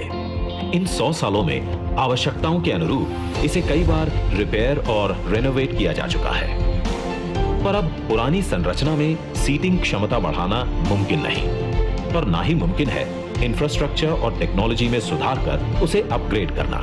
इसीलिए आज नया संसद भवन एक विकल्प नहीं, बल्कि 21वीं सदी के नए और आत्मनिर्भर भारत के लिए जरूरत बन गया है। एक भारत श्रेष्ठ भारत की भावना को संजोए नया संसद भवन फैला होगा 64,500 वर्ग मीटर के विशाल एरिया में, जिसका निर्माण 21 महीनों यानी कि आजादी की 75वीं सालगिरह तक संपन्न कर लिया जाएगा। और इसे खास बनाएगा हमारी सांस्कृतिक विविधताओं से प्रेरित इसका त्रिभुजाकार डिजाइन, जिसे बेहतर स्पेस मैनेजमेंट के लिए भूकंपरोधी सिस्टम के मुताबिक Z और Z+ लेवल की सुरक्षा सुनिश्चित करने, इको फ्रेंडली ग्रीन कंस्ट्रक्शन से बिजली खपत को 30% तक कम करने और अगले 150 से ज्यादा सालों की जरूरतों पर खरा उतरने के लिए बनाया जाएगा। नए संसद भवन की कुल सीटिंग क्षमता पहले के मुकाबले 150% से भी अधिक होगी। मतलब अब लोकसभा कक्ष में 888, राज्यसभा कक्ष में 384, जबकि संयुक्त संसद अधिवेशन में 1272 सांसदों की सीटिंग क्षमता होगी। साथ ही डिजिटल इंटरफेस और आधुनिक सुविधाओं से युक्त होंगे सांसद कार्यालय, और लोकसभा और राज्यसभा हॉल होंगे हाई क्वालिटी ऑडियो वीडियो, और हर एक डेस्क इलेक्ट्रॉनिक गैजेट से लैस। इसके अलावा यहां पर होगा भारत की भव्य विरासत को दर्शाता संविधान हॉल, पुस्तकालय, समिति कक्ष और भोजन क्षेत्र। मतलब कि नया संसद भवन होगा 130 करोड़ देशवासियों की आशाओं को नई बुलंदियां देने वाला, हमारे देश के मजबूत लोकतंत्र को नए आयाम देने वाला, क्षेत्रीय कला, कौशल और कारीगरी की अद्भुत झलकियों को अपने कण कण में समाने वाला और विशाल स्पेस और चेंबर्स से कहीं बढ़कर हमारे देश के विराट लोकतांत्रिक लक्ष्यों को साकार करने वाला। जैसे औपनिवेशिक काल के पुराने शहीद स्मारक के सामने हमने बनाया है नेशनल वॉर मेमोरियल, ठीक वैसे ही पुराने संसद भवन के सामने आज हम बनाने जा रहे हैं नए और आत्मनिर्भर भारत को समर्पित नया संसद भवन। तो आइए आज इस ऐतिहासिक पल का साक्षी बनते हैं जब प्रधानमंत्री नरेंद्र मोदी करने जा रहे हैं भारत के नए संसद भवन का शिलान्यास।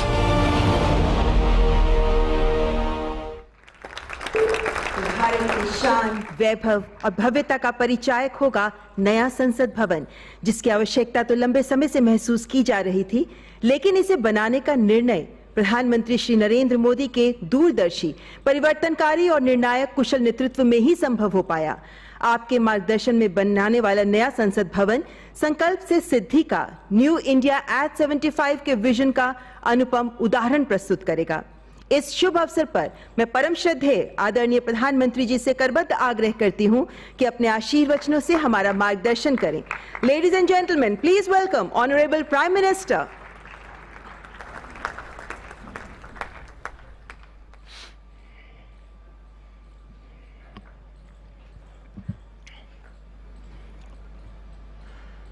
लोकसभा के अध्यक्ष श्रीमान ओम बिरला जी, राज्यसभा के उपसभापति श्रीमान हरिवंश जी, केंद्रीय मंत्रिपरिषद के मेरे साथी श्री प्रहलाद जोशी जी, श्री हरदीप सिंह पुरी जी, अन्य राजनीतिक दलों के प्रतिनिधिगण, वर्चुअल माध्यम से जुड़े अनेक देशों के पार्लियामेंट के स्पीकर्स, यहां उपस्थित अनेक देशों के एम्बेसडर्स, इंटर पार्लियामेंट्री यूनियन के मेंबर्स, अन्य महानुभाव और मेरे प्यारे देशवासियों, आज का दिन बहुत ही ऐतिहासिक है। आज का दिन भारत के लोकतांत्रिक इतिहास में मील के पत्थर की तरह है। भारतीयों द्वारा भारतीयता के विचार से ओतप्रोत भारत के संसद भवन के निर्माण का शुभारंभ हमारी लोकतांत्रिक परंपराओं के सबसे अहम पड़ाव में से एक है। हम भारत के लोग मिलकर अपनी संसद के इस नए भवन को बनाएंगे और साथियों, इससे सुंदर क्या होगा, इससे पवित्र क्या होगा जब भारत अपनी आजादी के 75 वर्ष का पर्व मनाए तो उस पर्व की साक्षात प्रेरणा हमारी संसद की नई इमारत बने। आज 130 करोड़ से ज्यादा भारतीयों के लिए बड़े सौभाग्य का दिन है, गर्व का दिन है जब हम इस ऐतिहासिक पल के साक्षी बन रहे हैं। साथियों, नए संसद भवन का निर्माण नूतन और पुरातन के सह अस्तित्व का उदाहरण है। ये समय और जरूरतों के अनुरूप खुद में परिवर्तन लाने का प्रयास है। मैं अपने जीवन में वो क्षण कभी नहीं भूल सकता जब 2014 में पहली बार एक सांसद के तौर पर मुझे संसद भवन में आने का अवसर मिला था। तब लोकतंत्र के इस मंदिर में कदम रखने से पहले मैंने सिर झुकाकर, माथा टेक कर लोकतंत्र के इस मंदिर को नमन किया था। हमारे वर्तमान संसद भवन ने आजादी के आंदोलन और फिर स्वतंत्र भारत को गढ़ने में अपनी अहम भूमिका निभाई है। आजाद भारत की पहली सरकार का गठन भी यही हुआ और पहली संसद भी यहीं बैठी। इसी संसद भवन में हमारे संविधान की रचना हुई, हमारे लोकतंत्र की पुनर्स्थापना हुई। बाबा साहब आम्बेडकर और अन्य वरिष्ठों ने सेंट्रल हॉल में गहन मंथन के बाद हमें अपना संविधान दिया। संसद की मौजूदा इमारत स्वतंत्र भारत के हर उतार चढ़ाव, हमारी हर चुनौतियां, हमारे समाधान, हमारी आशाओं आकांक्षाओं, हमारी सफलता का प्रतीक रही है। इस भवन में बना प्रत्येक कानून, इन कानूनों के निर्माण के दौरान संसद भवन में कही अनेक गहरी बातें, ये सब हमारे लोकतंत्र की धरोहर है। लेकिन साथियों, संसद के शक्तिशाली इतिहास के साथ ही यथार्थ को भी स्वीकारना उतना ही आवश्यक है। ये इमारत अब करीब करीब 100 साल की हो रही है। बीते दशकों में इसे तत्कालीन जरूरतों को देखते हुए निरंतर अपग्रेड किया गया। इस प्रक्रिया में कितनी ही बार दीवारों को तोड़ा गया है, कभी नया साउंड सिस्टम, कभी फायर सेफ्टी सिस्टम, कभी आईटी सिस्टम। लोकसभा में बैठने की जगह बढ़ाने के लिए तो दीवारों को भी हटाया गया। इतना कुछ होने के बाद संसद का ये भवन अब विश्राम मांग रहा है। अभी लोकसभा अध्यक्ष जी भी बता रहे थे कि किस तरह बरसों से मुश्किलों भरी स्थिति रही है। बरसों से नए संसद भवन की जरूरत महसूस की गई है। ऐसे में ये हम सभी का दायित्व बनता है कि 21वीं सदी के भारत को अब एक नया संसद भवन मिले। इसी दिशा में आज ये शुभारंभ हो रहा है और इसलिए आज जब हम एक नए संसद भवन का निर्माण कार्य शुरू कर रहे हैं तो वर्तमान संसद परिषद के जीवन में नए वर्ष भी जोड़ रहे हैं। साथियों, नए संसद भवन में ऐसी अनेक नई चीजें की जा रही हैं जिससे सांसदों की एफिशिएंसी बढ़ेगी, उनके वर्क कल्चर में आधुनिक तौर तरीके आएंगे। अब जैसे अपने सांसदों से मिलने के लिए उनके संसदीय क्षेत्र से लोग आते हैं, तो अभी जो संसद भवन है उसमें लोगों को बहुत दिक्कत होती है। आम जनता को दिक्कत होती है, नागरिकों को दिक्कत होती है। आम जनता को अपनी कोई परेशानी अपने सांसद को बतानी है, कोई सुख दुख बांटना है, तो इसके लिए भी संसद भवन में स्थान की बहुत कमी महसूस होती है।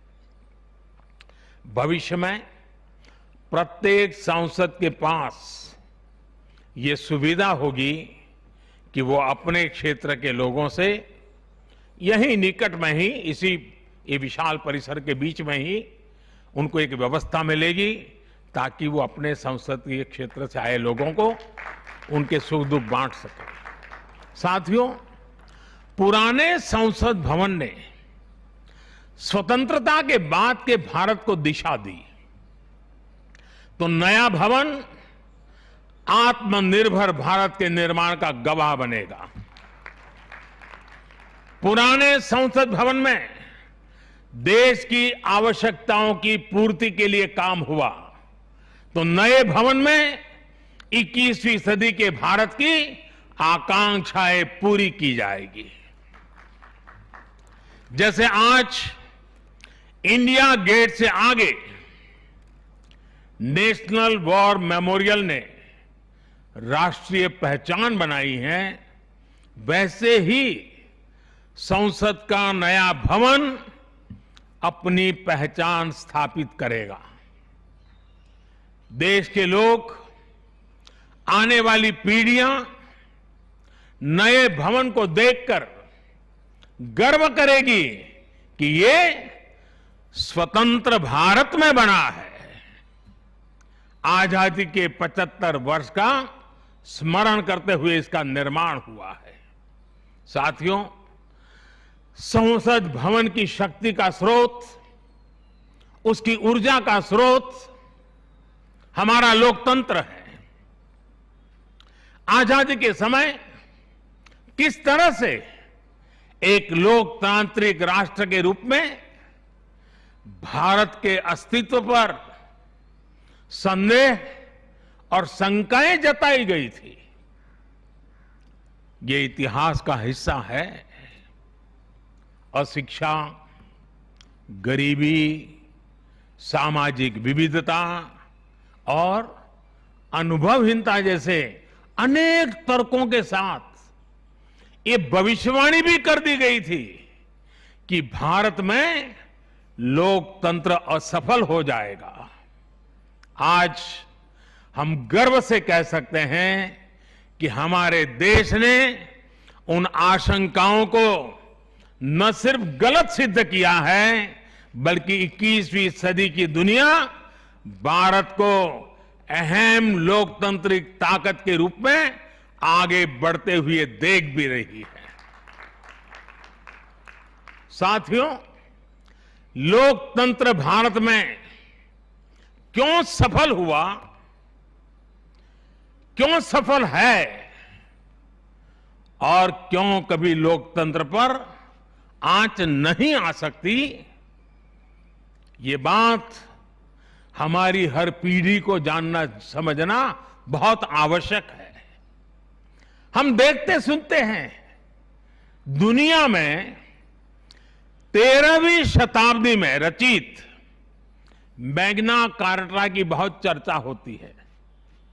कुछ विद्वान इसे लोकतंत्र की बुनियाद भी बताते हैं, लेकिन ये भी बात उतनी ही सही है कि मैग्ना कार्टा से भी पहले 12वीं शताब्दी में, 12th सेंचुरी में ही भारत में भगवान बसवेश्वर का अनुभव मंटपम अस्तित्व में आ चुका था। अनुभव मंटपम के रूप में उन्होंने लोक संसद का न सिर्फ निर्माण किया था, बल्कि उसका संचालन भी सुनिश्चित किया था। और भगवान बसवेश्वर जी ने कहा था, ಈ ಅನುಭವ ಮಂಟಪ ಜನಸಭಾ ನಾದಿನ ಮಟ್ಟು ರಾಷ್ಟ್ರದ ಉನ್ನತಿಗೆ ಹಾಗೂ ಅಭಿವೃದ್ಧಿಗೆ ಪುರಗಾವಗಿ ಕೆಲಸ ಮಾಡುತ್ತದೆ।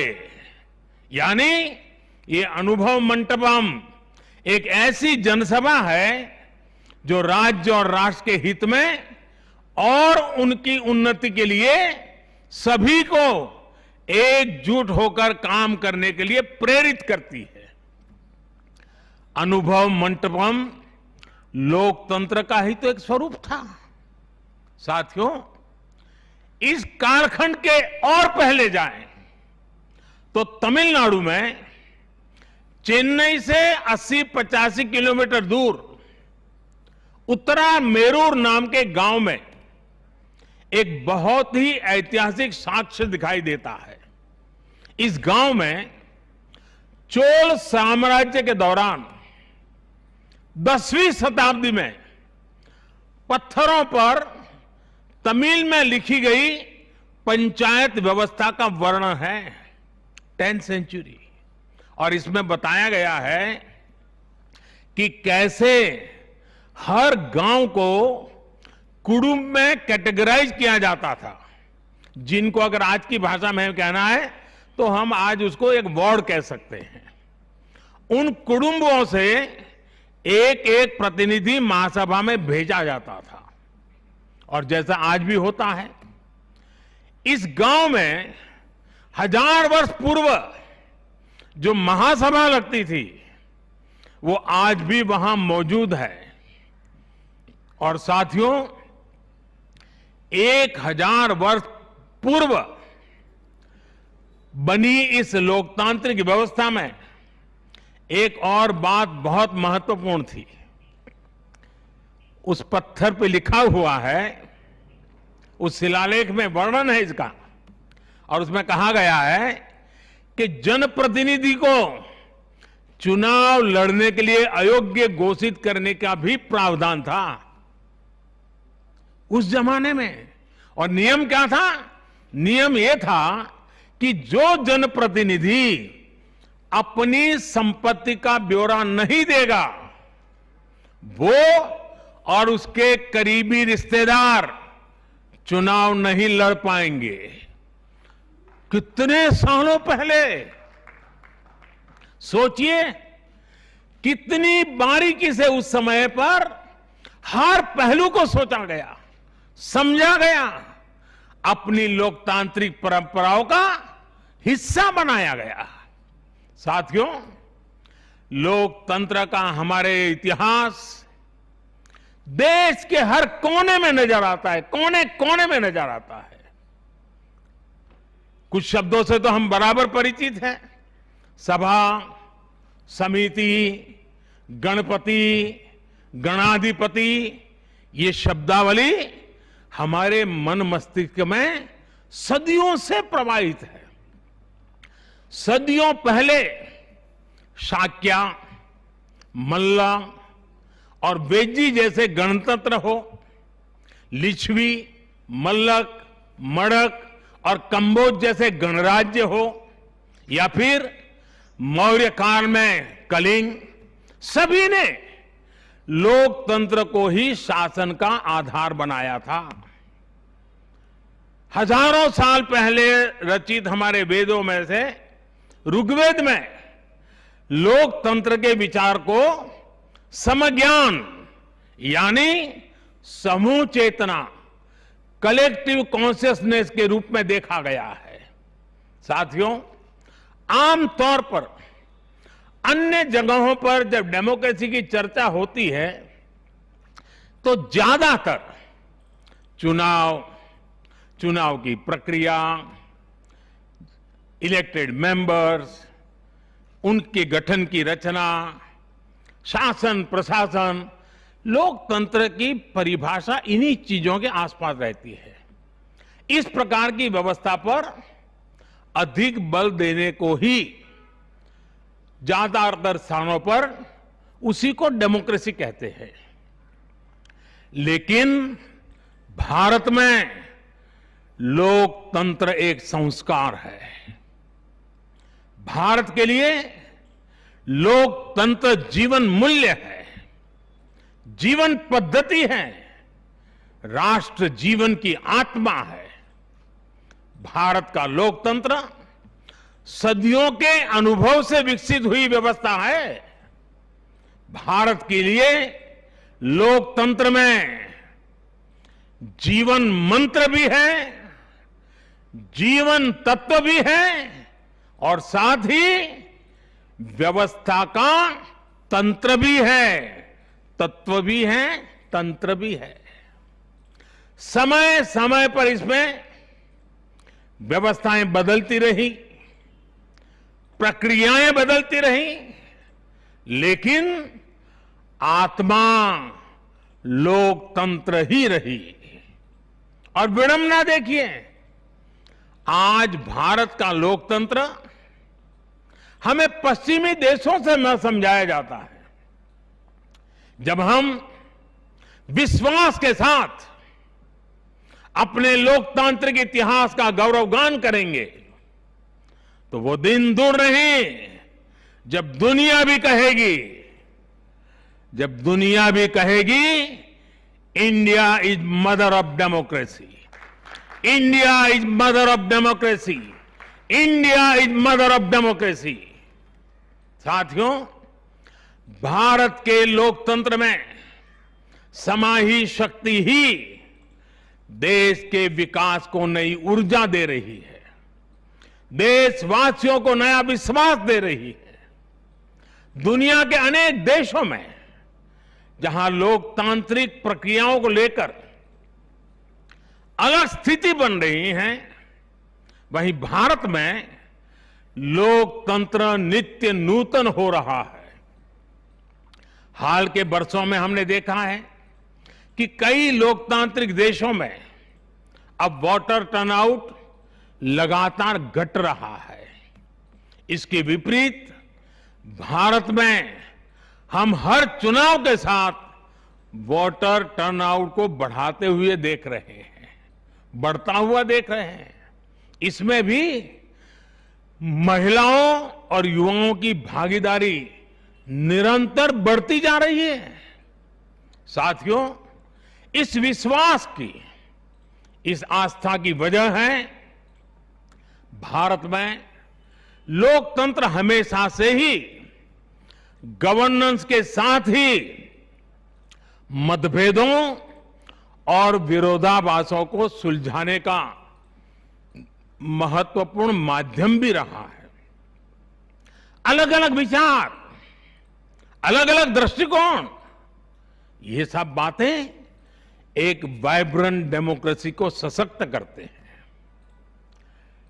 डिफरेंसेस के लिए हमेशा जगह हो, लेकिन डिस्कनेक्ट कभी ना हो, इसी लक्ष्य को लेकर हमारा लोकतंत्र आगे बढ़ा है। गुरु नानक देव जी ने, और बड़ी सटीक बात कही है, गुरु नानक देव जी ने भी कहा है, जब लग दुनिया रही है नानक, जब लग दुनिया रही है नानक, किछु सुनिए किछु कहिए। यानी जब तक संसार रहे तब तक संवाद चलते रहना चाहिए। कुछ कहना और कुछ सुनना, यही तो संवाद का प्राण है, यही लोकतंत्र की आत्मा है। पॉलिसीज में अंतर हो सकता है, पॉलिटिक्स में भिन्नता हो सकती है, लेकिन हम पब्लिक की सेवा के लिए हैं। इस अंतिम लक्ष्य में कोई मतभेद नहीं होना चाहिए। वाद संवाद संसद के भीतर हो या संसद के बाहर, राष्ट्र सेवा का संकल्प, राष्ट्र हित के प्रति समर्पण लगातार झलकना चाहिए। और इसलिए आज जब नए संसद भवन का निर्माण शुरू हो रहा है, तो हमें याद रखना है कि वो लोकतंत्र जो संसद भवन के अस्तित्व का आधार है, उसके प्रति आशावाद को जगाए रखना हम सभी का दायित्व है। हमें हमेशा याद रखना है कि संसद पहुंचा हर प्रतिनिधि जवाबदेह हैं। ये जवाबदेही जनता के प्रति भी है और संविधान के प्रति भी है। हमारा हर फैसला राष्ट्र प्रथम, नेशन फर्स्ट, इसकी भावना से ही होना चाहिए। हमारे हर फैसले में राष्ट्रहित सर्वोपरि रहना चाहिए। राष्ट्रीय संकल्पों की सिद्धि के लिए हम एक स्वर में, एक आवाज में खड़े हो, ये बहुत जरूरी है। साथियों, हमारे यहां जब मंदिर के भवन का निर्माण होता है तो शुरू में उसका आधार सिर्फ ईंट पत्थर ही होता है। कारीगर, शिल्पकार सभी के परिश्रम से मंदिर के भवन का निर्माण पूरा होता है, लेकिन वो भवन एक मंदिर तब बनता है, उसमें पूर्णता तब आती है जब उसमें प्राण प्रतिष्ठा होती है। प्राण प्रतिष्ठा होने तक वो सिर्फ एक इमारत ही रहता है। साथियों, नया संसद भवन भी बनकर तो तैयार हो जाएगा, लेकिन वो तब तक एक इमारत ही रहेगा जब तक उसकी प्राण प्रतिष्ठा नहीं होगी। लेकिन ये प्राण प्रतिष्ठा किसी एक मूर्ति की नहीं होगी। लोकतंत्र के इस मंदिर में इसका कोई विधा विधान भी नहीं है, विधि विधान भी नहीं है। इस मंदिर की प्राण प्रतिष्ठा करेंगे इसमें चुनकर आने वाले जनप्रतिनिधि, उनका समर्पण, उनका सेवा भाव इस मंदिर की प्राण प्रतिष्ठा करेगा। उनका आचार, विचार, व्यवहार इस लोकतंत्र के मंदिर की प्राण प्रतिष्ठा करेगा। भारत की एकता, अखंडता को लेकर किए गए उनके प्रयास इस मंदिर की प्राण प्रतिष्ठा की ऊर्जा बनेंगे। जब एक एक जनप्रतिनिधि अपना ज्ञान, अपना कौशल्य, अपनी बुद्धि, अपनी शिक्षा, अपना अनुभव पूर्ण रूप से यहां निचोड़ देगा, राष्ट्रहित में निचोड़ देगा, उसी का अभिषेक करेगा, तब इस नए संसद भवन की प्राण प्रतिष्ठा होगी। यहां राज्यसभा काउंसिल सब स्टेट्स है, एक ऐसी व्यवस्था है जो भारत के फेडरल स्ट्रक्चर को बल देती है। राष्ट्र के विकास के लिए राज्य का विकास, राष्ट्र के विकास के लिए राज्य का विकास, राष्ट्र की मजबूती के लिए राज्य की मजबूती, राष्ट्र के कल्याण के लिए राज्य का कल्याण, इस मूलभूत सिद्धांत के साथ काम करने का हमें प्रण लेना है। पीढ़ी दर पीढ़ी आने वाले कल में जो जनप्रतिनिधि यहां आएंगे, उनके शपथ लेने के साथ ही प्राण प्रतिष्ठा के इस महायज्ञ में उनका योगदान शुरू हो जाएगा। इसका लाभ देश के कोटि कोटि जनों को होगा। संसद की नई इमारत एक ऐसी तपोस्थली बनेगी जो देशवासियों के जीवन में खुशहाली लाने के लिए काम करेगी, जन कल्याण का काम करेगी। साथियों, 21वीं सदी भारत की सदी हो, यह हमारे देश के महापुरुषों और महान नारियों का सपना रहा है। लंबे समय से इसकी चर्चा हम सुनते आ रहे हैं। 21वीं सदी भारत की सदी तब बनेगी जब भारत का एक एक नागरिक अपने भारत को सर्वश्रेष्ठ बनाने के लिए अपना योगदान देगा। बदलते हुए विश्व में भारत के लिए अवसर बढ़ रहे हैं। कभी कभी तो लगता है जैसे अवसर की बाढ़ आ रही है।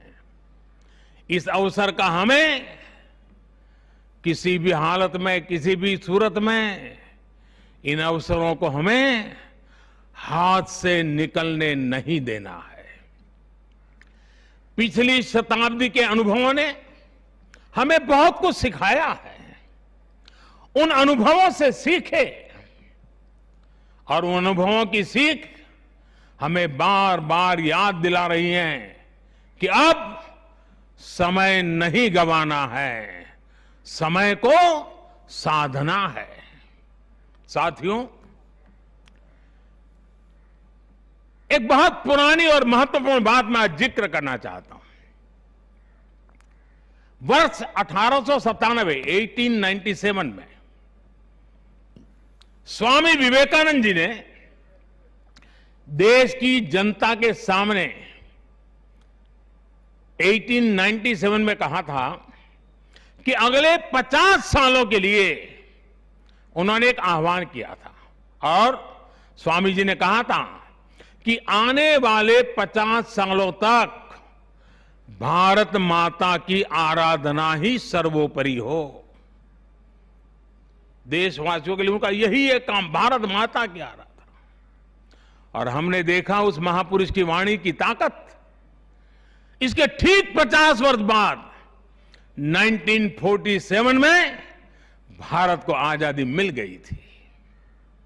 आज जब संसद के नए भवन का शिलान्यास हो रहा है तो देश को एक नए संकल्प का भी शिलान्यास करना है। हर नागरिक को नए संकल्प का शिलान्यास करना है। स्वामी विवेकानंद जी ने उनके उस आह्वान को याद करते हुए हम सबको ये संकल्प लेना है। ये संकल्प हो इंडिया फर्स्ट का, भारत सर्वोपरि। हम सिर्फ और सिर्फ भारत की उन्नति, भारत के विकास को ही अपनी आराधना बना ले। हमारा हर फैसला देश की ताकत बढ़ाए। हमारा हर निर्णय, हर फैसला एक ही तराजू में तोला जाए और वो तराजू है देश का हित सर्वोपरि, देश का हित सबसे पहले। हमारा हर निर्णय वर्तमान और भावी पीढ़ी के हित में हो।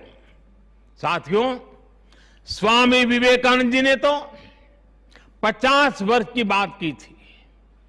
हमारे सामने 25-26 साल बाद आने वाली भारत की आजादी की 100वीं वर्षगांठ है, जब देश वर्ष 2047 में 2047 में अपनी स्वतंत्रता के 100वें वर्ष में प्रवेश करेगा। तब हमारा देश कैसा हो, हमें देश को कहां तक ले जाना है, इस 25-26 वर्ष कैसे हमें खप जाना है,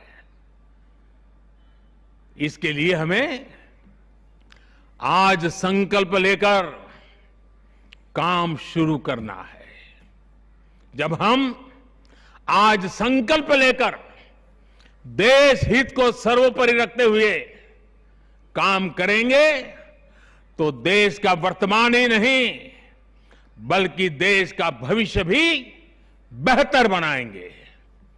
आत्मनिर्भर भारत का निर्माण, समृद्ध भारत का निर्माण अब रुकने वाला नहीं है, कोई रोक भी नहीं सकता। साथियों, हम भारत के लोग ये प्रण करें, हमारे लिए देश हित से बड़ा और कोई हित कभी नहीं होगा। हम भारत के लोग ये प्रण करें, हमारे लिए देश की चिंता अपनी खुद की चिंता से बढ़कर होगी। हम भारत के लोग ये प्रण करें, हमारे लिए देश की एकता अखंडता से बढ़कर कुछ नहीं होगा। हम भारत के लोग ये प्रण करें, हमारे लिए देश के संविधान की मान मर्यादा और उसकी अपेक्षाओं की पूर्ति जीवन का सबसे बड़ा ध्येय होगी। हमें गुरुदेव रविन्द्रनाथ टैगोर की ये भावना हमेशा याद रखनी है। और गुरुदेव रविन्द्रनाथ टैगोर की भावना क्या थी? गुरुदेव कहते थे, एकोता उत्साहो धरो, एकोता उत्साहो धरो, জাতীয় উন্নতি করো, দুসুক ভুবনে সবে ভারতের জয়, यानी एकता का उत्साह थामे रहना है। हर नागरिक उन्नति करे, पूरे विश्व में भारत की जय जयकार हो। मुझे विश्वास है हमारी संसद का नया भवन हम सभी को एक नया आदर्श प्रस्तुत करने की प्रेरणा देगा। हमारी लोकतांत्रिक संस्थाओं की विश्वसनीयता हमेशा और मजबूत होती रहे, इसी कामना के साथ मैं अपनी वाणी को विराम देता हूं और 2047 के संकल्प के साथ पूरे देशवासियों को चल पड़ने के लिए निमंत्रण देता हूं। आप सबका बहुत बहुत धन्यवाद। धन्यवाद माननीय प्रधानमंत्री जी, आपके प्रेरणादायक शब्दों के लिए आपका हृदय से आभार। अंत्योदय से राष्ट्रोदय की संकल्पना को साकार करते मां भारती की सेवा में समर्पित माननीय प्रधानमंत्री जी, आपके मार्गदर्शन में बनने वाला नया संसद भवन विश्व की ललाट पर दमकते भारत के लोकतंत्र को समर्पित है, जो भारत सर्वोपरि का जो नारा आपने दिया उसे मूर्त रूप भी देगा। और अब धन्यवाद ज्ञापन के लिए मैं संसदीय कार्य मंत्री श्री प्रहलाद जोशी जी को आमंत्रित करती हूं।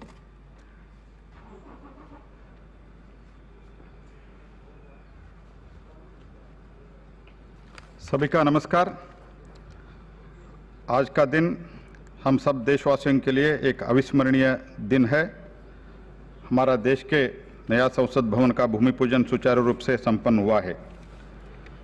देश के उन्नति व देशवासियों का कल्याण के लिए सदैव काम करने वाले हमारे यशस्वी प्रधानमंत्री श्री नरेंद्र मोदी जी की अगुवाई में इस नया भवन का निर्माण के लिए संसद के द्वारा निर्णय लिया गया था।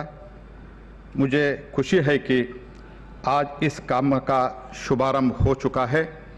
इसके लिए मैं माननीय प्रधानमंत्री, यशस्वी प्रधानमंत्री माननीय नरेंद्र मोदी जी का हृदय से धन्यवाद समर्पित करता हूं और आपके उद्बोधन भाषण के लिए भी मैं आपको बहुत बहुत धन्यवाद समर्पित करता हूं। इस चारित्रिक समारंभ के लिए महामहिम राष्ट्रपति, महामहिम उपराष्ट्रपति अपने शुभकामना व्यक्त की है, उनके लिए भी मैं आभार प्रकट करता हूं। और इस सभी काम में माननीय सभापति लोकसभा, स्पीकर लोकसभा श्रीमान ओम बिरला जी बहुत परिश्रम किया है। उनके नेतृत्व में निर्णय भी किया गया था। राज्यसभा में भी माननीय वेंकैया जी के नेतृत्व में निर्णय लिया गया था। इसलिए मैं माननीय ओम बिरला जी को और माननीय वेंकैया नायडू जी को भी मैं विशेष रूप से धन्यवाद समर्पित करता हूं। और इस सभी कामों में हमारे माननीय हरिवंश जी उपसभापति राज्यसभा हमको सब मार्गदर्शन दिया है, मैं उनको भी बहुत बहुत आभार व्यक्त करता हूं। और आप सभी को और वरिष्ठ नेतागण जो इधर बैठे हुए सबको मैं धन्यवाद समर्पित करता हूं। और विविध राज्यों के माननीय राज्यपाल और मुख्यमंत्रीगण वर्चुअली उपस्थित हुए हैं और वो सभी शुभकामनाएं ही हमको भेजा है। उसके लिए मैं उन सब लोगों को मैं हृदय से धन्यवाद समर्पित करता हूं। और इस कार्यक्रम में भाग लिए हुए हमारा सभी मीडिया बंधुओं को भी मैं धन्यवाद समर्पित करते हुए urban development minister Hardeep Singh Puri ji ने इस कार्यक्रम के लिए बहुत सुचारू रूप से अरेंजमेंट किया है, मैं उनको भी धन्यवाद समर्पित करते हुए मैं फिर से एक बार माननीय प्रधानमंत्री जी को बहुत बहुत धन्यवाद समर्पित करता हूं, यह ऐतिहासिक निर्णय के लिए धन्यवाद। नमस्कार। धन्यवाद माननीय प्रधानमंत्री जी, आपके प्रेरणादायक शब्दों के लिए आपका हृदय से आभार। अंत्योदय से राष्ट्रोदय की संकल्पना को साकार करते मां भारती की सेवा में समर्पित जो भारत सर्वोपरि का जो नारा आपने दिया उसे मूर्त रूप भी देगा। और अब धन्यवाद ज्ञापन के लिए मैं संसदीय कार्य मंत्री श्री प्रहलाद जोशी जी को आमंत्रित करती हूं। भारत के नए संसद भवन का शिलान्यास प्रधानमंत्री जी के कर कमलों द्वारा किया गया। नए भवन के माध्यम से देश की लोकतांत्रिक धरोहर और सांस्कृतिक विविधता प्रदर्शित होगी। माननीय प्रधानमंत्री ने लोकतंत्र में पुरातन और नूतन के सह अस्तित्व पर बल दिया। उन्होंने कहा कि अगर पुराने संसद भवन ने स्वतंत्रता के बाद भारत को दिशा दी, तो नया भवन आत्मनिर्भर भारत के निर्माण का गवाह बनेगा। पुराने संसद भवन में देश की आवश्यकताओं की पूर्ति के लिए कार्य हुआ, तो नया भवन 21वीं सदी के भारत की आकांक्षाओं को पूरा करेगा। माननीय प्रधानमंत्री इस समय बातचीत करते हुए साथ में गरिमामयी उपस्थिति Shri Om Birla, speaker Lok Sabha, Shri Harivansh Singh, deputy chairman Rajya Sabha. आशा है भारत की आजादी के 75 साल पूरा होने पर सन 2022 में संसद का सत्र नए भवन में आयोजित होगा। दोनों भवन एक दूसरे के पूरक के रूप में कार्य करेंगे और पूरे निर्माण कार्य में मौजूदा भवन की ऐतिहासिक धरोहर के संरक्षण का भी पूरा ध्यान रखा जाएगा। धन्यवाद। जय हिंद।